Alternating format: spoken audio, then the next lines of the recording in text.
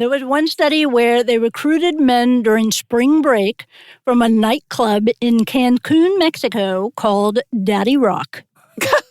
Well, that is not a representative sample, clearly. Welcome to Normal Curves. This is a podcast for anyone who wants to learn about scientific studies and the statistics behind them. It's like a journal club, except we pick topics that are fun, relevant, and sometimes a little spicy. We evaluate the evidence, and we also give you the tools that you need to evaluate scientific studies on your own. I'm Kristen Sinani. I'm a professor at Stanford University. And I'm Regina Nuzzo. I'm a professor at Gallaudet University and part-time lecturer at Stanford. We are not medical doctors. We are PhDs, so nothing in this podcast should be construed as medical advice. Also, this podcast is separate from our day jobs at Stanford and Gallaudet University. All right, Kristen, today we are going to talk about penises. Okay, that sounds interesting. But, Regina, is this episode going to be R-rated? I would call it PG-13. You would be able to find all of this in a medical article online. And Kristen, I also want to point out that although this episode is about penises, it's not really about penises. Every single thing we're talking about today has a direct analog to other studies, nutrition studies, whatever. So we are going to cover real stats and epidemiology. It's just that we're using the lens of penises because penises are fun. And how about I occasionally refer to them as like spongy urethra tubes. That's going to make me blush less, yeah. So maybe we throw that in sometimes. So what are we going to do with these spongy tubes? We are going to investigate this question.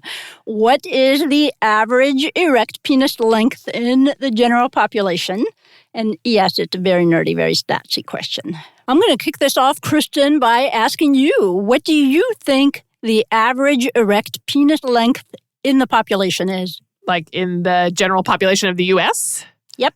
Regina, I have literally never once thought about this in my life. We did talk in an earlier episode about the distribution of flaccid penis lengths. We talked about the Italian stallions in the vitamin D episode. So I can tell you some stats on that, but I have no idea. Kristen, I will offer you this. Which Starbucks coffee cup height do you think corresponds to the average penis size?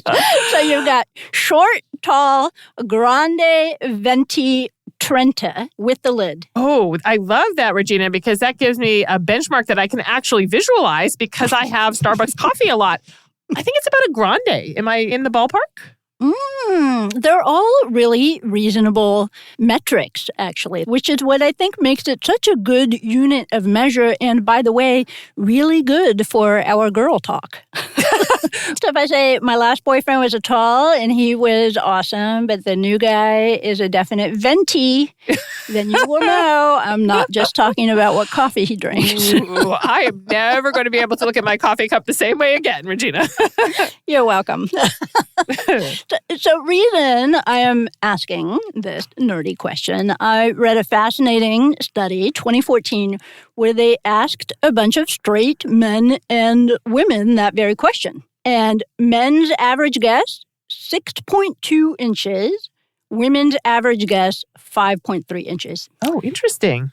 Different. And they're very different. The neat thing is that it kind of corresponds to the Starbucks sizes. Actually, we'll do the numbers later, but let's just say men guessed about a grande and women guessed about a tall. Oh, interesting. So, Kristen and I propose for today's episode, we explore the research behind this question and decide who is closer to the truth, men with their estimate of a grande coffee at 6.2 inches or women with their tall coffee at 5.3 inches.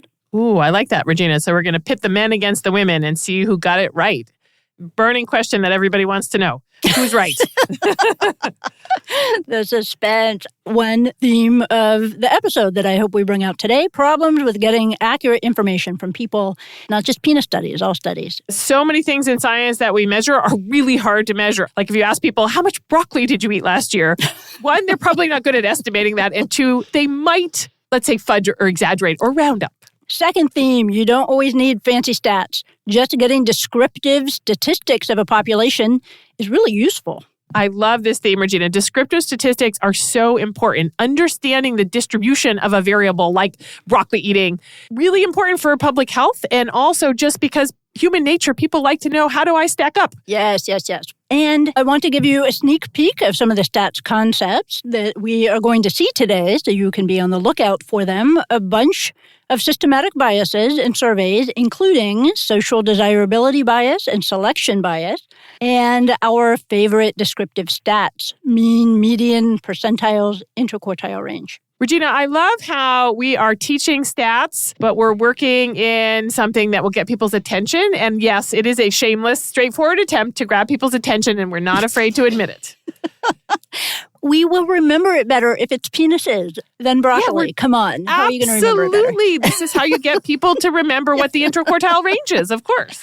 It is true. We have no shame about this. I do want to emphasize, though, it's not just for penis jokes, because Really? penis size is an important area all on its own. I really think so, believe it or not, in a non-salacious way. Like medically important, Regina? Really? I mean, maybe we should be prioritizing like cancer over penis size. They're going to have to convince me that this is an important topic medically. Here's one thing. Somehow the spongy urethra tube length has become equated for some people with masculinity and sexual competence. And research has shown that some men, when they think they don't measure up, like literally do not measure up, when they think that they're smaller than average, they avoid sex and intimacy or get seriously depressed, or I even read about suicide attempts. Oh, wow. So that is serious. It is. Or they turn to, weird treatments to try to make their penis bigger. Like, for example, there is one where you hang weights off the end of your penis every day to try to make it longer. That sounds totally awful and totally ineffective, Regina. It's because of all this distress that I think it's important for us to know what's normal, so doctors can sit down and have an honest conversation with these men that are coming in and reassure them maybe. Maybe some of the men coming in really aren't on the lower end of the distribution. And if they know that, maybe they won't turn to treatments they don't need. Absolutely. All right, but Regina, going back to those average guesses they found in the study, you said the women guessed 5.3 inches, the men 6.2 inches. The reason you end up with that very precise value with the decimal place is just because if a bunch of women say 5 and some say 6 and some say 4, when you average them together, you end up with a decimal place. Just to point that out to people. Yes, good point. We're pitting the men against the women, and I'm not sure who would get this more correct, actually. It's an interesting philosophical question. I don't know who would be better at this guessing game. In favor of women, maybe women see more of these, right? They may have a bigger sample, but on the other hand, they're probably not getting a tape measure out in the middle at a certain moment, right?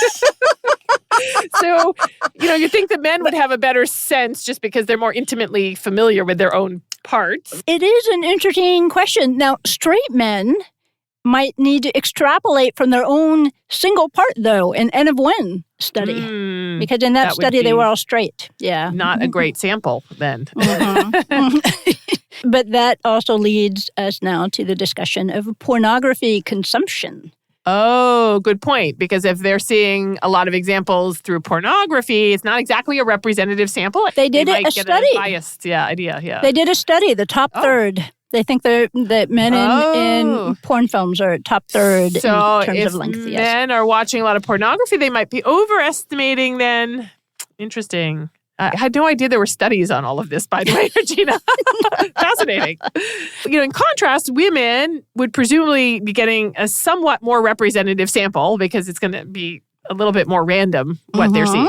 So now I feel like we're back to saying women might be closer to the truth. I'm going back and forth on this one. I can see it both ways. Yeah, I'm torn. This is a good contest, Regina. You set up a good question that everybody's going to have to listen to the end because they want to know who won, the men or the women. Suspense. Regina, at the end of the day, to know whether the men or women did better, we need some ground truth, right? There's got to be some actual hard data. Hard data. Huh. There is hard data.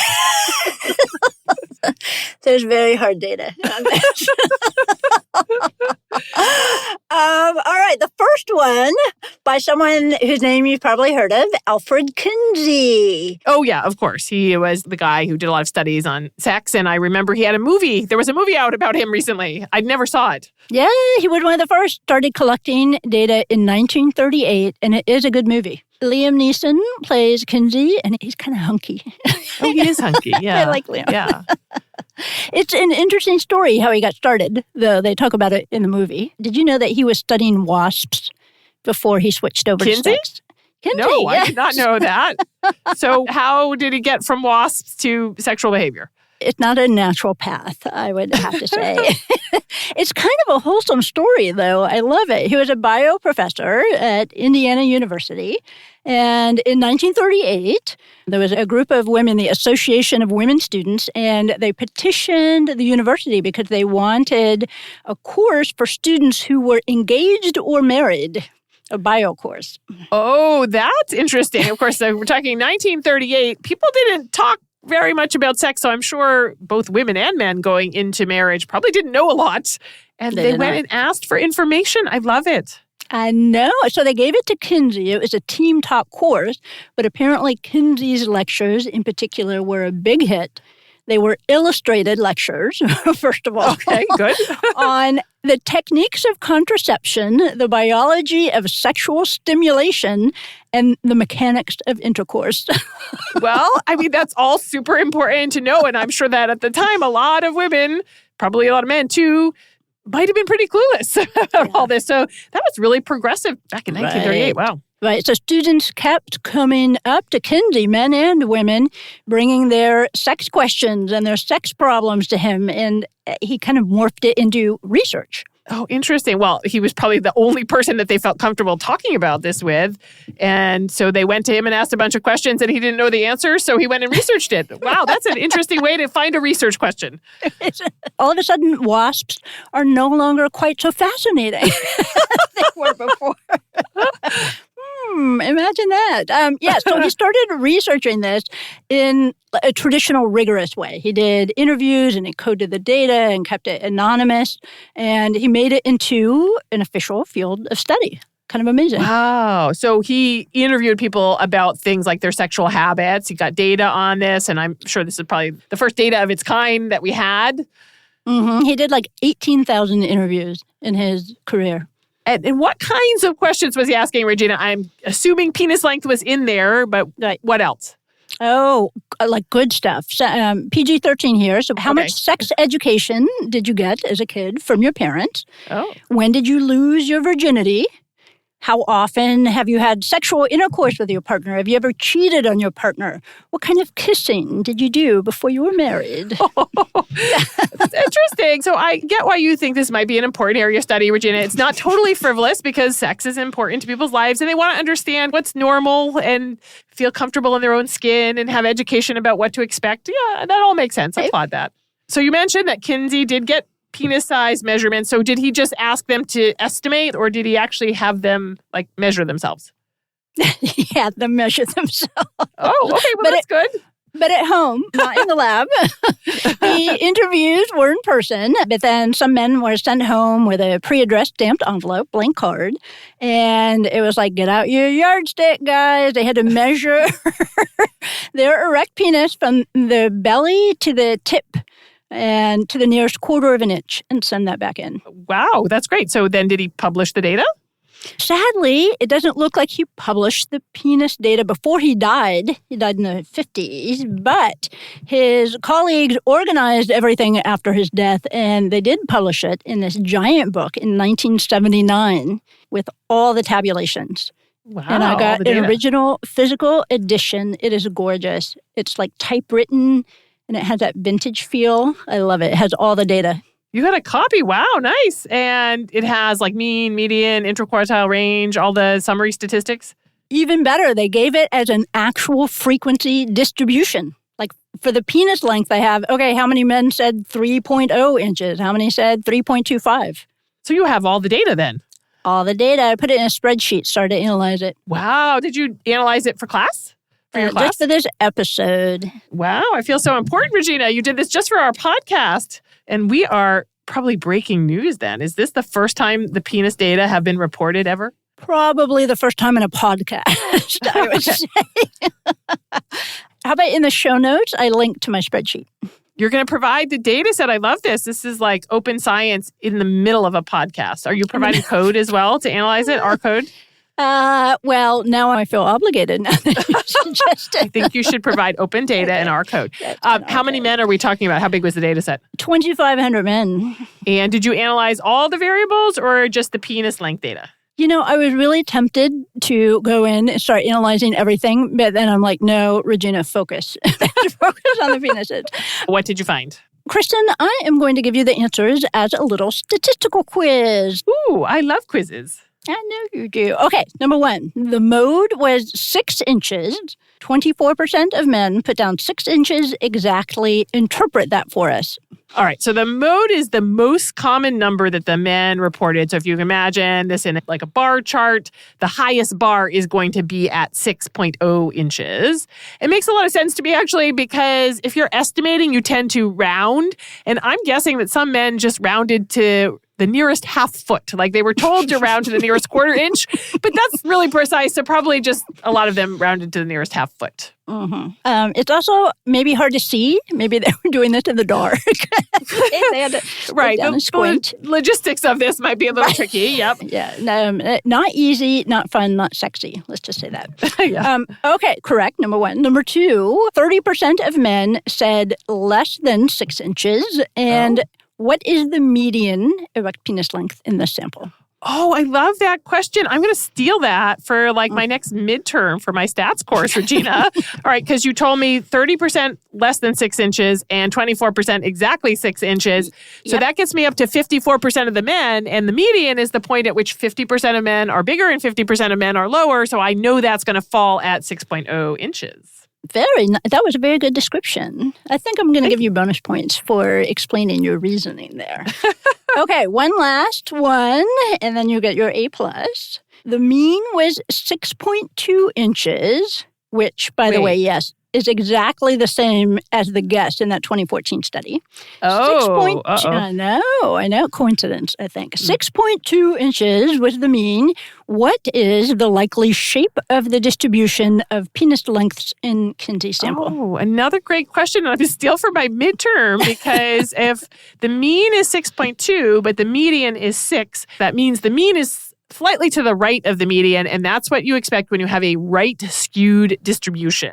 That means we have a right tail, which means there's a few men with very extreme, long, erect penises. Those extreme values out in the right tail, they pull the mean to the right because in order to calculate an average, you have to add them into the rest of the values, right? And that's, though they're big, so they're going to pull the mean to the right.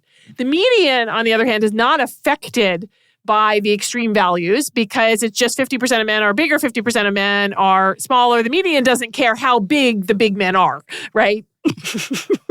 This is perfect, A++. This is why penis length, I think, is perfect. It is serious statistics, what we just covered. It just happens to be sexy, silly science at the same time. So I promise we will get back to our Starbucks coffee cup units. And I just want to put them in here. Tall coffee cup with the lid is about 5.3 inches. A grande is 6.3 inches. So the average Kinsey man was just a tiny bit smaller than a grande coffee. Oh, so this is making me think that maybe the men were right. Mm-hmm. I want to point out it's not just Kinsey. There have been a lot of other similar self-report studies since then, mostly in the 90s and early 2000s. I'm not sure why there was a big gap before people rediscovered penises. But the other studies, they found similar results. We had one in 1995. The mean was 6.3 inches. In 1996, they had one with 6.5 inches as the mean, 6.2, 6.0. They're all high. These are all studies where the men actually measured. They're not just guessing. Yep. Well, they're all pretty similar to Kinsey. So again, definitely looks like the men are winning. I know. These were all in the comfort of their own home. But even better, some of the studies didn't even have the men use a ruler. Oh. The men were just sent home with a paper tape measure without any numbers on it. And then they had to stick it on their penis and then mark the length and send that back in. Oh, that's super clever because then they can't see the numbers, so they have no temptation to exaggerate. They just mark the tape. Great. I guess you could mark the tape higher than you should, but at least you're not tempted to round up. Right. At least there's no anchoring effect of that 6.0 inches. And those studies were coming out closer to the men's guess of 6.2 inches. So I'm starting to get swayed to that maybe the men are going to win this contest. Don't give up on the women yet, because there are a lot of problems with these studies. I think we need to talk about them. Yeah. All right. Sounds good, but we'll do that after the break.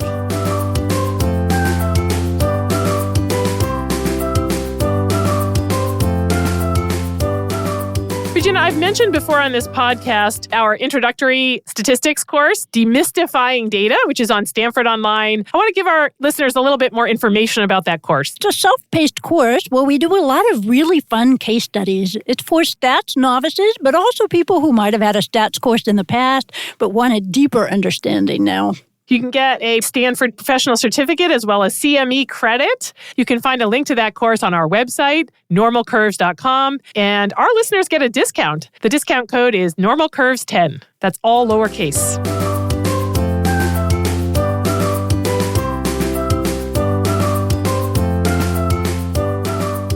Welcome back to Normal Curves. Today, we are pitting men against women to see who is better at guessing average erect penis length. And Regina, you were about to start us off on a discussion about problems with self-report studies. Right. Honesty. Are these men being honest? You might expect that there might be a little overestimation, rounding up, a little fudging. Yes. Exactly. Researchers call this social desirability bias. And Kristen, it's such an interesting problem, something we always need to keep in the back of our mind when we are reading survey studies. So let's talk about it, but then also talk about clever ways that researchers can try to fix this problem. And Kristen, some people do this more than others. In the 60s, a couple of researchers came up with a little measurement scale to quantify how much people want to be seen in a socially desirable way, the Marlowe-Crown scale. 33 true-false questions, and I thought it would be fun to read some. I have them right here. Yeah, I want to hear. All right, Kristen, true or false? I am always careful about the manner of my dress. Well, that would be a big false for me, considering that I'm usually wearing running clothes. But Regina, this is a true-false question, and there's an always in there. So don't people just know that whenever there's an always in a true-false question, you're supposed to pick false?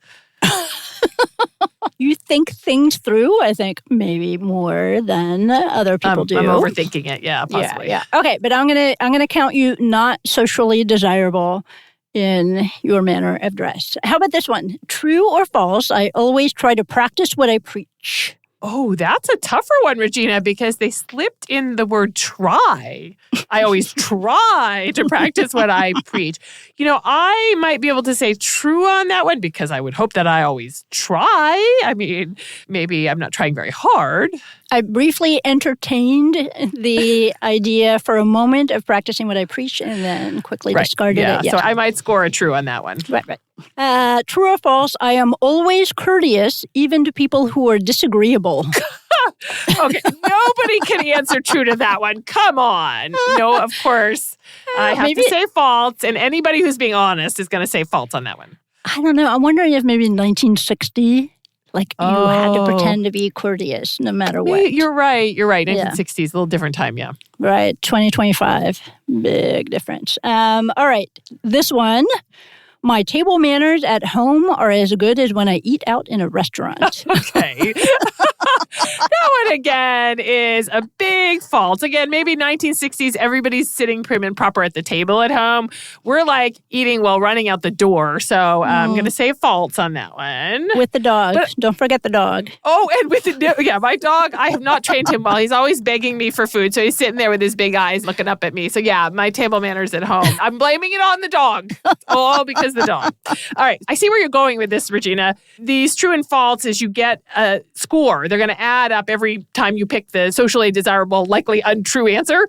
And you get a total score from 0 to 33. And a higher score is going to mean you are more of what we would call it, a people pleaser. Yes, exactly. They said when they developed these sentences, they were things that you were supposed to do, but that very few people actually do. And it's culturally anchored. So it's, the U.S. in 1960. A little like a lie detector test. If you score high, it's a little bit of lie detecting, right? Right. I just thought of a problem, though. I'm taking this test right now on a podcast, and I know it's socially desirable to be honest. So maybe I am only being honest because I know other people are going to hear it and I want to look good about being truthful. And what if people taking this questionnaire are doing the same thing and saying, I want to look honest, and I know the honest answer is, I don't have great table manners at home. So this is a little meta, but don't you think this is kind of gameable? This is hilarious, and it is totally gameable. And now everyone who's listening to this episode is going to go ahead and game it now. We have just ruined all of social science because now everybody's going to get a 0, and that's on us, Regina.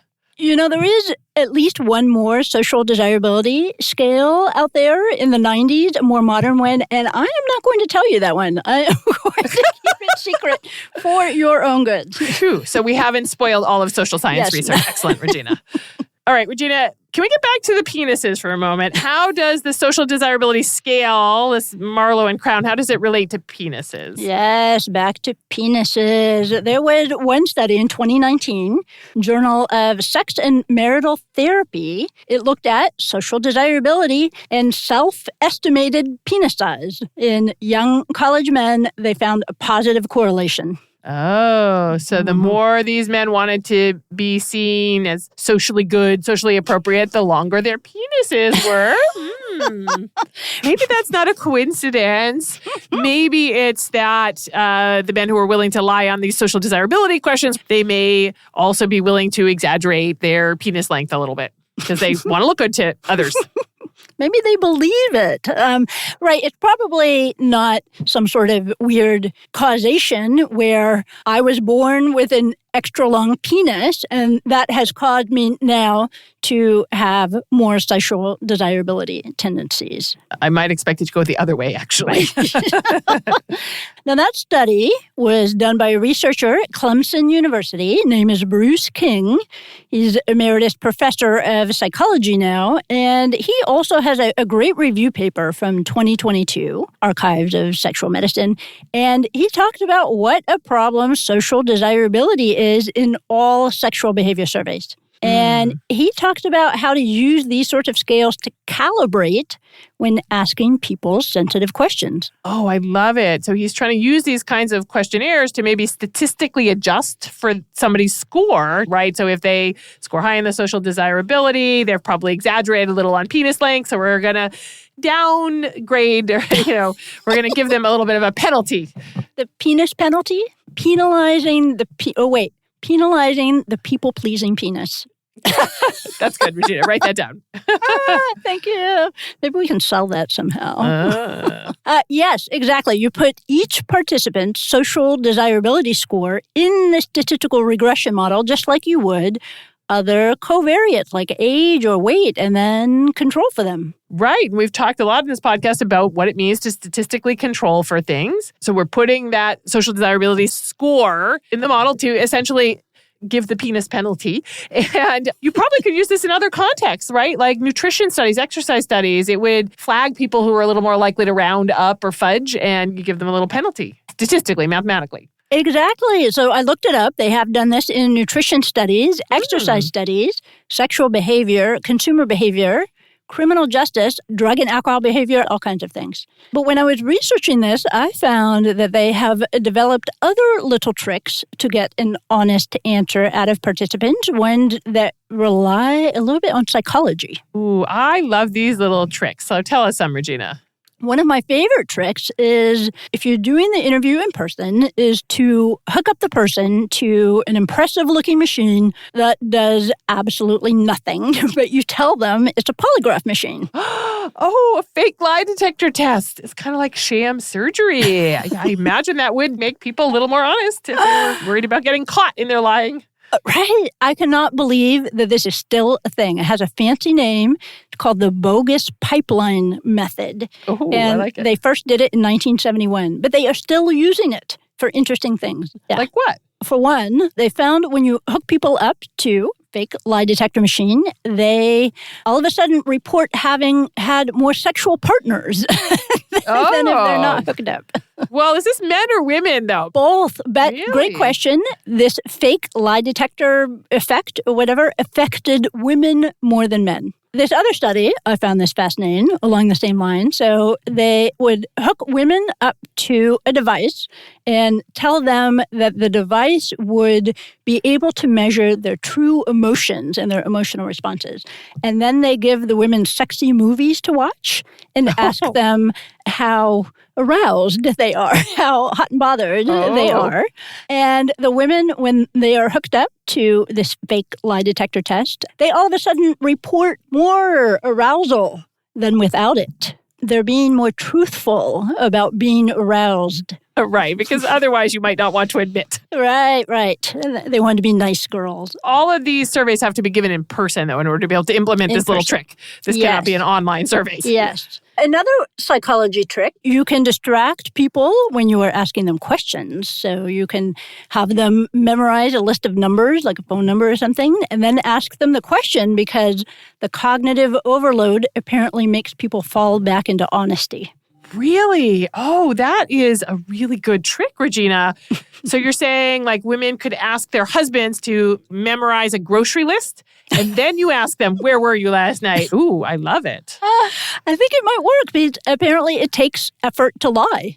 That's so fascinating. I know. Another one along the same lines, play a lot of loud music so people are distracted by the music and they tell the truth. Oh, well, that's easier than handing them a list of things to memorize. But maybe you could do both. And Regina, you should do this on your dates. So when they pick you up for dinner, here's a list of numbers you have to memorize. A list of numbers. I would like you to remember these numbers throughout the entire evening.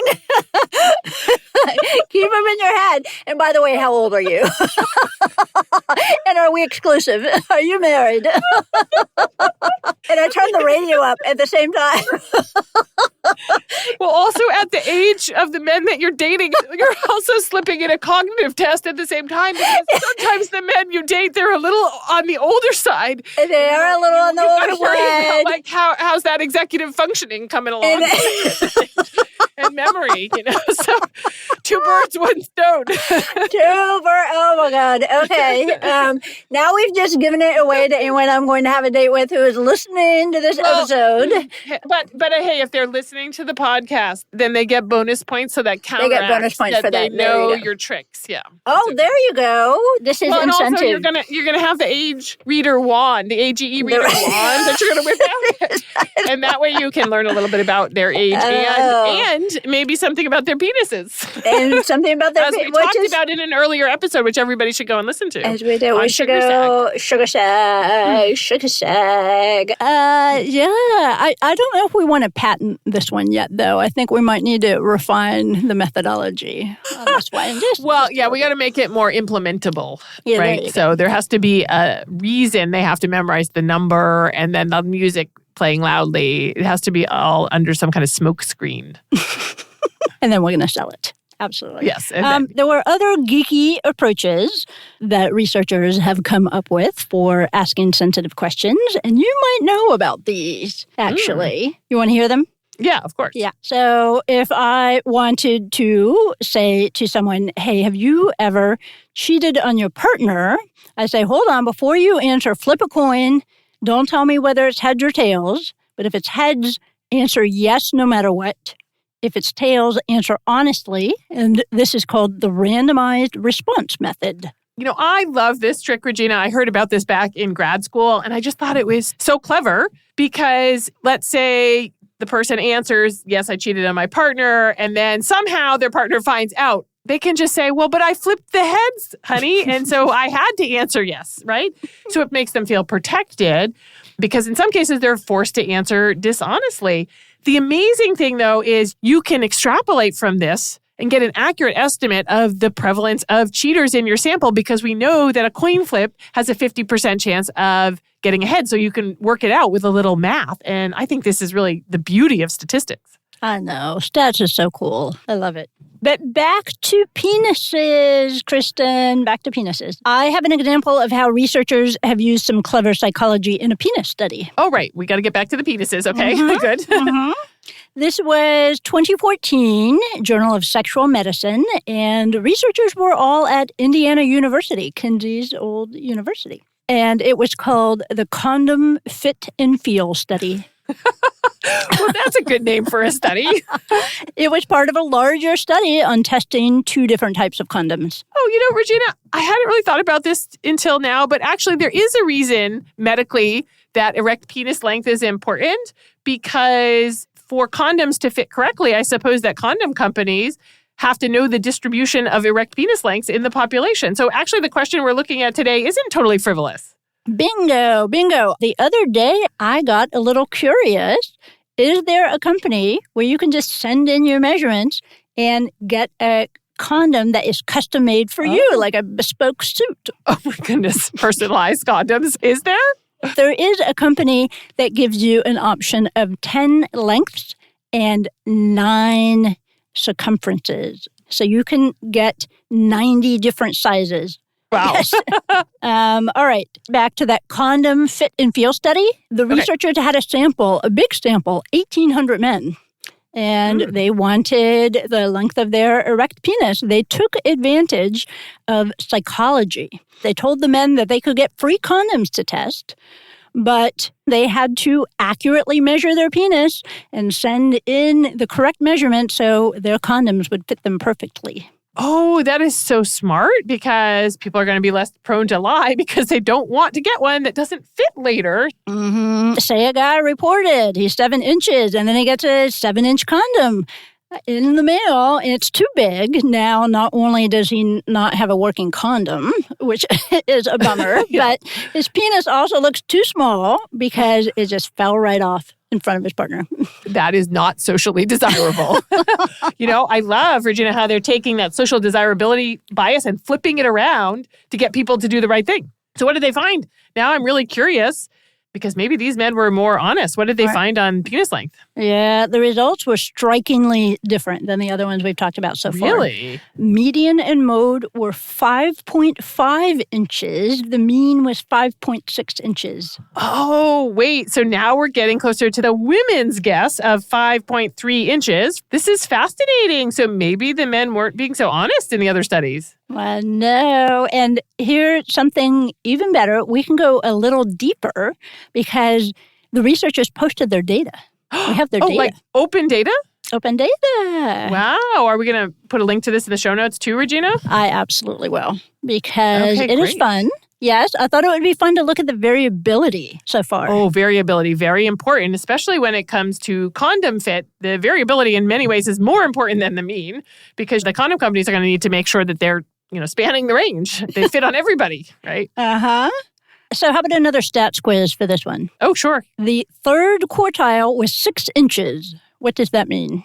Okay, so third quartile, 75th percentile. That means 75% of men are 6 inches or less, and 25% are 6 inches or more. The first quartile was 4.7 inches. Here's a question. Where does the middle half of men fall? So that is the 25th percentile.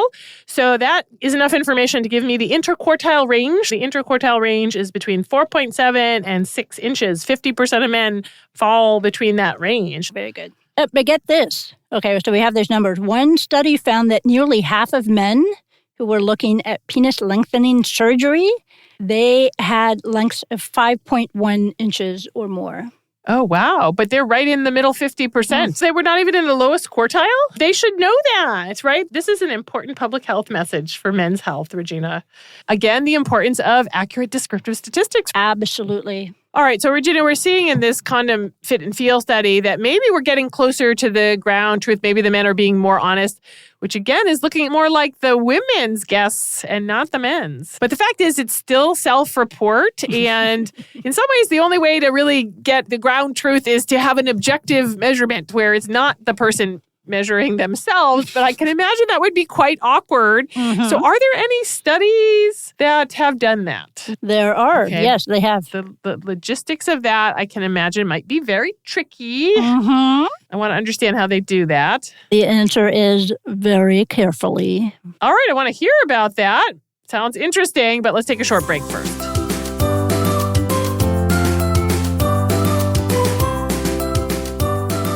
Regina, I've mentioned before on this podcast our clinical trials course on Stanford Online. It's called Clinical Trials, Design, Strategy, and Analysis. I want to give our listeners a little bit more information about that course. It's a self-paced course. We cover some really fun case studies designed for people who need to work with clinical trials, including interpreting, running, and understanding them. You can get a Stanford Professional Certificate as well as CME credit. You can find a link to that course on our website, normalcurves.com, and our listeners get a discount. The discount code is normalcurves10. That's all lowercase.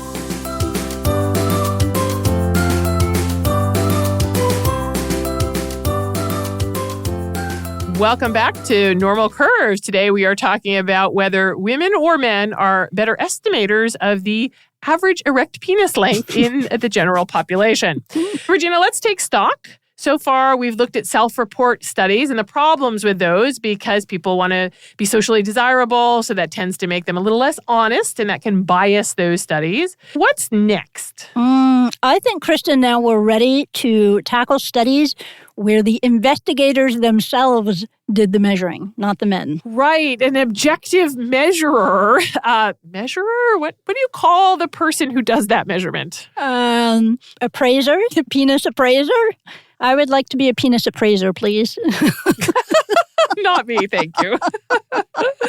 But we're talking about an objective investigator. Yes. So you don't need the honesty quizzes. You don't need to trick people into telling the truth. You have somebody go measure it who has no stake in it. This, though, I imagine, is a little awkward and logistically tricky. So how would they even do this? Good question. And Kristen, I think this is a perfect example of why having a clear protocol for your experiment is so important.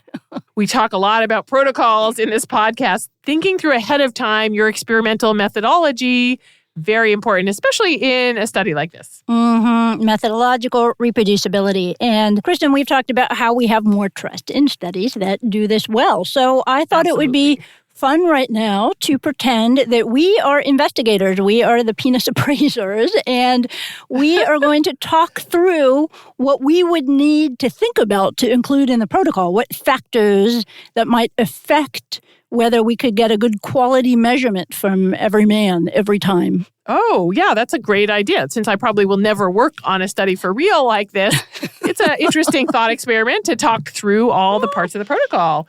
First of all, you probably need private rooms for the men, which, I mean, that's a logistical challenge right there. Are they dark, right? Or are they brightly lit? You know, like fluorescent lighting? Probably not going to help. I'm thinking dark, but I don't know. And then, of course, like, when does the investigator come in the door with a tape measure? That's got to be a little weird. It might be detrimental to the thing you're trying to measure. Could actually erase the erectile effect, perhaps. I like your language there, Regina. Yeah. And then what measuring tool are you using? You mentioned a yardstick. Are you just bringing a big yardstick, a hard ruler, a tape measure? Regina, one thing, though, couldn't the men just take a picture of themselves and then couldn't we measure from the picture? Wouldn't that be easier? They have tried that. I think that these were not getting very good results because you still have to hold up a ruler next to the penis and you got to get it all lined up, and it might be hard to get down to the, quarter inch. It might be hard to hold up the ruler and the camera at the same time, is what you're saying. And the penis, maybe. Yes. Yes. Not enough hands there. Okay. Yes, I will add one. There is the issue of how the penis attains its erection in the first place. Regina, remember, we're keeping this PG-13. Let's just say that one way is to give a man an injection in his penis. Oh, like Viagra. I mean, if you can do that, that would take away some of the embarrassment, I would guess. Right, as opposed to the other way, the old-fashioned way. Yes. little private time. Yeah. And then you have to think ahead of things like, are you measuring in centimeters or inches to the nearest half inch, quarter inch, eighth inch, right? Ooh, that's a good one. How about where on the penis you are actually measuring? Top, bottom, side. What are you doing if it's curved? Oh. Some of the studies I read, they included pictures to show exactly where they measured and whether they pushed the fat in, if they had a fatty belly or not. Very detailed. Right. A lot of detail, yeah. And if they had more than one penis appraiser, they did trial runs before the real experiment to make sure they were all getting close to the same number. Oh, inter-rater reliability, Regina. Are there actually inter-rater reliability studies on measuring this in the scientific literature, for real? There are, believe it or not, kidding. yes. There's like a whole swath of scientific literature that I'm just totally not familiar with. That's funny. We would need to think about like the gender of the penis appraiser. That might matter. Especially in relation to the sexual orientation of the participant. Right. Yes. So these are just a lot of examples of all the little details you need to think through ahead of time and write down so that everybody working on the study can measure everything the same way, and also so that your study is reproducible by others. The best studies that I saw were ones that went into details about what they did, and great detail. Imagine the lab meetings on those ones, Regina. Okay, so Regina, we've talked about the issue with social desirability. We've talked about having objective measures to try to get around that. We've talked about putting together a good experimental protocol. But one thing I'm still wondering, who the heck volunteers for studies like this? Excellent question. Whose penises are we looking at and measuring? Right. People who volunteer for these studies, perhaps maybe a little different from those who are not volunteering. I would think so. Yeah, because who is willing to be measured? I mean, you probably are a particular type of man. Maybe somebody who's like super proud of their equipment and they want to show it off. Who is volunteering for this? We have volunteer bias, and you're right. They're more likely to be on the larger side, not representative of the population, which is also a problem, as we've talked about, with studies in nutrition and health, this volunteer bias. Right. We talked about this with the vitamin D randomized trials. We got healthier people signing up for the trials. They had higher vitamin D than the general population to begin with. And then there are issues of recruitment. That is a good one, Regina. Yeah, how do they find the men for these studies and approach them? Oh, it is fascinating. There was one study where they recruited men during spring break from a nightclub in Cancun, Mexico called Daddy Rock. Well, that is not a representative sample, clearly. You know, Regina, that is such a good example that I might steal that to use in class because it is an excellent example of selection bias. Selection bias, of course, is when you select a sample that is not representative of the population in ways that are related to the thing that you're studying. And just to support the selection bias, Daddy Rock was billed as a place where, quote, anything goes, and it was known for its giant foam parties. Foam parties? Like these big vats of like whipped cream where you jump around probably naked. Okay. Yes. So this is quite a select group, the people that are going to Daddy Rock. Maybe they're more proud of their body than average. Maybe they have larger equipment than average. Maybe. So Bruce King has this great paper, 2021 Journal of Sex and Marital Therapy. He talks about the research methods behind some of these studies, and here's another good one. They recruited men from a gay nudist annual convention to have their penises photographed. Well, that's quite clever because if you're wanting somebody to volunteer for this kind of study, maybe a nudist group would be a good place to go. Yeah. But again, may not be a representative sample. Perhaps. So you can't eliminate this problem entirely, but you can try to reduce it. There was one study, they recruited from men who came into a military hospital to a plastic and reconstructive surgery clinic, and they just did not recruit the men who came in for anything related to genitals, but anyone else. Oh, that's clever because they're already there at the clinic, but not for anything to have to do with their penis. Could be representative. One study recruited men from erectile dysfunction clinics. Oh, wait, isn't that a problem? Yeah, so it seems weird in some ways, but bear with me. Men with erectile dysfunction can often attain an erection with those shots that we were talking about, pharmacological help. So you can still measure their erect penis. But the advantage is they're already in the clinic and they're already having their penis examined anyway.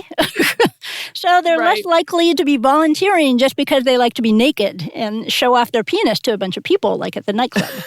So it might be a more representative sample, might get closer to the ground truth. Right. And in that 2021 review article, Bruce King did a nice thing for us to help us get at this ground truth. He went through all the studies that he could find and narrowed it down to decent studies where investigators did the measuring themselves. So now we could ignore all the self-report studies and narrowed it even further down to studies without big problems in their measurement protocol or big problems in selection bias. So that Daddy Rock nightclub study went out of the pile, I'm guessing. Out of the pile. A lot of them went out of the pile, and he got it down to 8 studies. Oh. And he had the mean erect penis length and sample size for each one, so he calculated the weighted mean. Oh, he pooled the data like a little mini meta-analysis. Well, this is great, Regina. This is the ground truth, or as close as we're going to get to the ground truth. So what did he find? I feel like we need a drum roll. Now, ready? 5.4 inches. So in our Starbucks units, just a bit over a tall, not a grande, not a venti, a tall. Oh, that is so interesting. This is way lower than most of the self-report studies. That self-report bias is really big. And this is very close to the women's guess. So does this mean the women win? Yes, the women won. The women in that study guessed 5.3 inches, very close, 5.4. The men guessed 6.2. Wrong. Sorry, dudes. So, Regina, this just proves our thesis that women are smarter. They are, when it comes to penises, at least. Especially.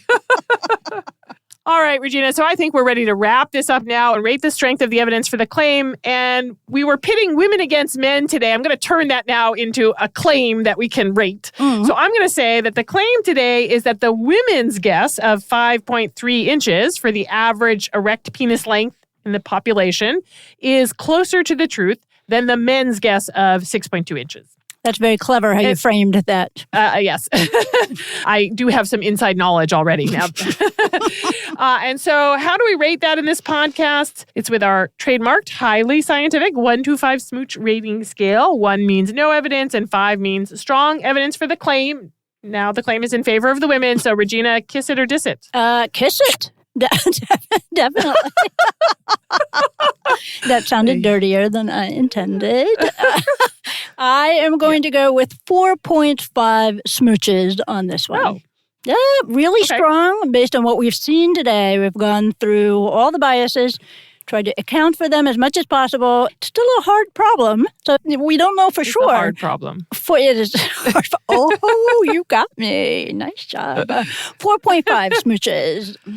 What about you? Regina, yeah, I see your point. Like, the ground truth is still elusive. The definitive study has not been done, I'm guessing. But I'm going to go 5 smooches. Just because the claim is just that the women are closer than the men. I'm not saying that the women were exactly accurate with their guess of 5.3.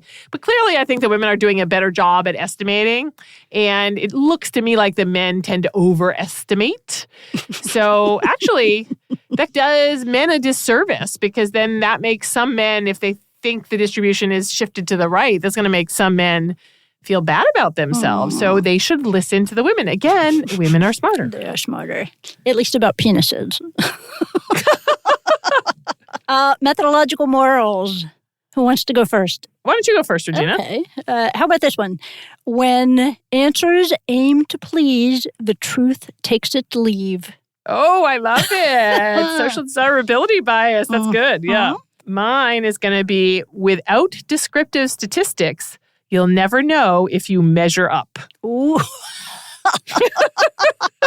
I like how you got a little innuendo in there. Very nice. It goes with the theme of the podcast today. You go. Regina, this has been fascinating, and it wasn't just about penises. I think the audience learned a lot about good practices in science and good little tricks you can use to get people to be more honest. Absolutely. Absolutely. It was not a shameless attempt to grab people's attention with penises. Slightly shameless. Yes, only slightly. Thank you, Kristen, and thanks for listening, everyone. Thanks, everyone, for listening. Thanks, Regina.